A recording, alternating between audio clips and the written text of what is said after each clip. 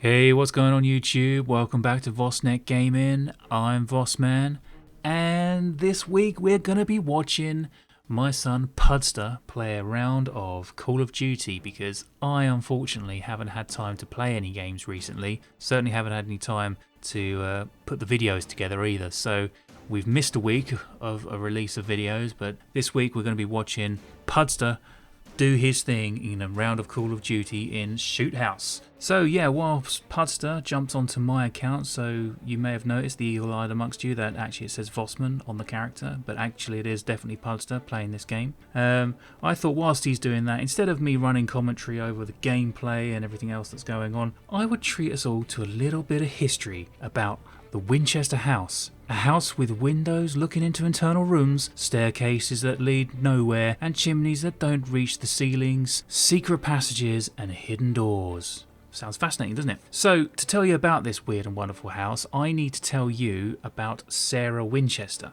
Now, if you're thinking, Winchester?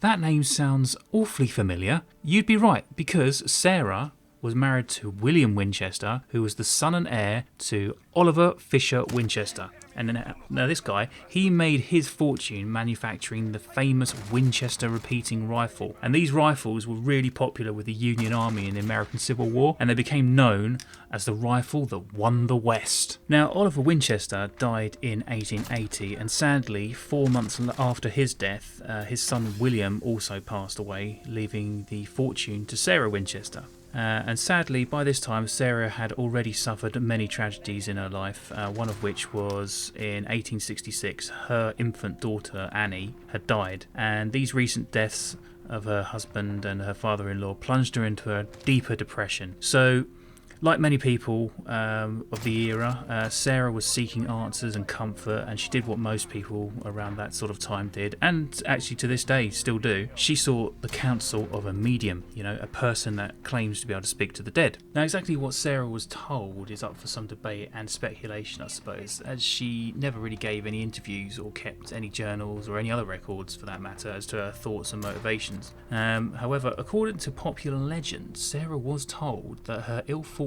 was due to the vengeful attentions of the spirits of soldiers, cowboys and Indians that were killed by the Winchester repeating rifles in the war.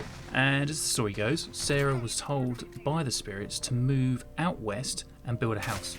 But not just any house. Oh, no, my friend. This house was meant to either shelter or confuse the spirits that were following her. Now, that does depend on the different versions of the story that you read about this. But she was told that the house must never be finished, and so long as it was always under construction, she would be spared the further ill will of vengeful spirits. Now, whether or not you believe that, Sarah Winchester definitely did, and she moved out west to a place in the Santa Clara Valley, not far from San Jose, where she found a farmhouse and immediately started building using the original 8-room farmhouse as a starting point.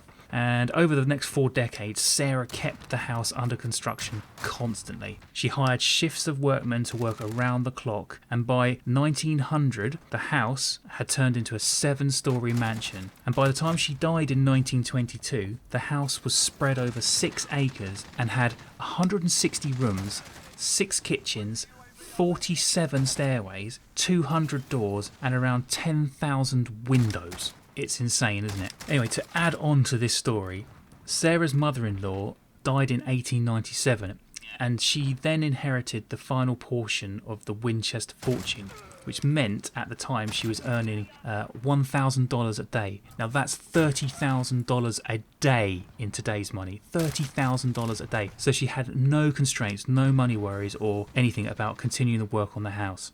Now, she would issue new instructions every day, so rooms were constantly remodelled or demolished, and it's estimated that around 500 rooms were built, although a mere 160 remain today. Apparently, it was really hard to count these rooms though, as the layout of the house is so confusing, because no one drew up any floor plans for this house, as Sarah would get her instructions every night from the spirits in what's known as the Blue Room, where Sarah would perform her nightly seances. So when Sarah would actually finish her seances, she would apparently sleep in a different bedroom every night to avoid the spirits, and the constantly changing floor plan really was devised to actually throw them off her trail. That said, there was also something pretty spooky about Mrs. Winchester herself, since she liked to sneak up on her servants that she had living in the house using the secret passages and hidden doors, and she would use those to creep up on them. So you can imagine what it must have been like living or working there constantly with her creeping around. So there you go.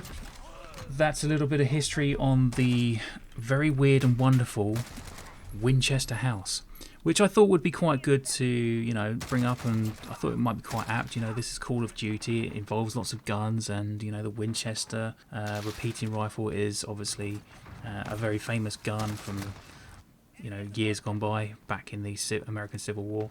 Thought it might be a little bit interesting to have a little bit of a history lesson whilst we watch Puddsta do his thing in the background.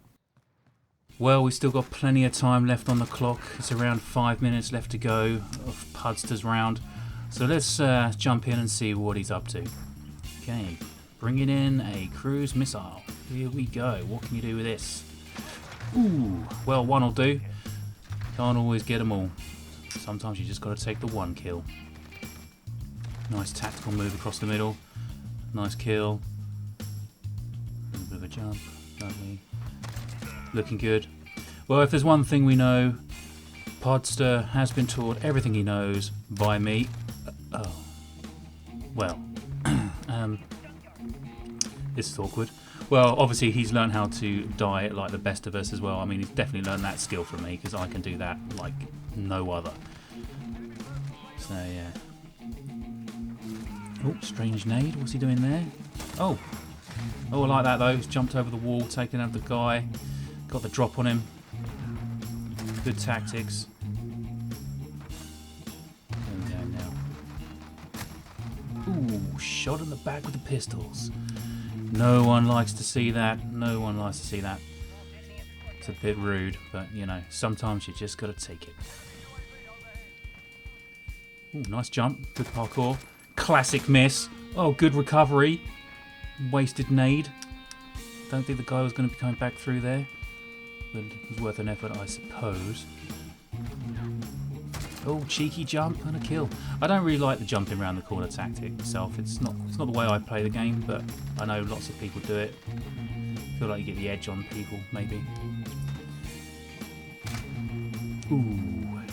Now, there you go. You see, Puddsta always tries to throw in a 360. Oh, dear. Yeah, he tries to throw in 360s in every round.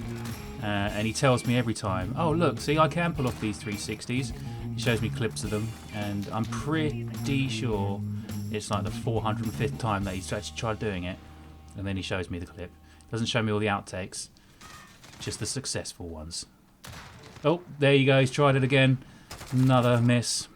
Worth a try, I suppose. It would have looked absolutely epic if he had made that one, but he didn't make it.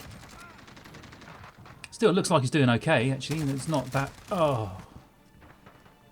Well, where was he throwing that nade as well? What are you trying to hit there? The sun? I expect there's some sort of secret that you if you throw the grenade at that angle at the sun, it lands in the corner and kills people sometimes. I don't know. Maybe we'll get a response from Puddsta in the comments section. You can let us know exactly what his plan was there. Or you guys probably already know. You probably just need to let me know, because I have no idea. Oh, flashed. Now I tell you what, if that had been me, I can guarantee you right now, I'd have been dead. I'd never survive a flash grenade. Still, this game is not looking too bad. Oh dear. Another classic miss. Still, top of the table. Looks like he's doing okay. Looks like he's carrying the team. It's not the worst round I've seen, for definite. Oh, saw someone there. Whoa! Classic nade. Lovely little nade through the window. Shame he had to die straight away there. Oh, weapon change. Look at this. Here we go. Gone for the M4 Platinum Edition. Thank you very much. Yeah, now I know a lot of people are going to say, oh yeah, but you've not got Damascus, boss. No, I haven't. And that is because I work full time. I don't have as much time as you guys to come in and play games all the time. Oh, saw that nade there. Let's see that again. So yeah, here comes Puddsta. He decides that he's going to take a little prone maneuver. Sit here and camp and see what's going on. But out of the left-hand side, there it comes. Here comes the little grenade, making his little way across the map. Look at him go. Oh, look at the little cute little thing. Oh, whappa, boom. And he's out for the count. Well, he joined us back here in the game. And he's still going pretty good, though. Shame about that nade, though. So, yeah. Hanging on the corner. 30 seconds to go. What can he do? Still top of the table. Not looking bad. Took one guy out. Took one for the team there, though. Oh, time is ticking. What's going to happen? Oh, ho, ho, ho. Nasty. Oh, flash. Oh, grenade. Oh, he's managed to pull off an absolute gem of a shot right at the last. Picks up the victory as well. What can I say? Well, if you like that kind of thing and you want to maybe even take part in a guest edition, let me know. Stay safe out there. Be good to each other. This is vosman, signing out.